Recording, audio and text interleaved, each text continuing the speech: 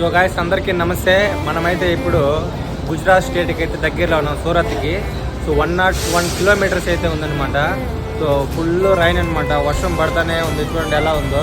So మామూలుగా లేదు, అప్పటికి రైడ్ చేస్తూ ఉన్నా.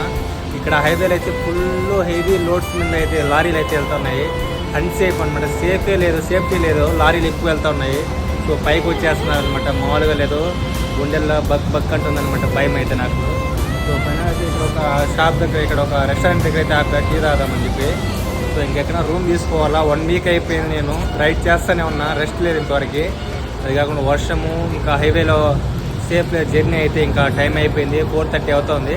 ఇంకా సూరత్కి అయితే 101 కిలోమీటర్ ఉంది ఫైనల్గా అయితే. సో రేపు రెస్ట్ తీసుకొని ఎల్లుండికి అయితే రైడ్ స్టార్ట్ చేస్తాను.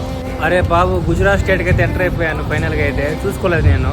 సో చూడండి మ్యాప్లో, ఫైనల్గా అయితే మహారాష్ట్ర కంప్లీట్ గుజరాత్ స్టేట్కి అయితే ఎంటర్ అయిపోయాను. అదండి మ్యాటర్. Okay, bye.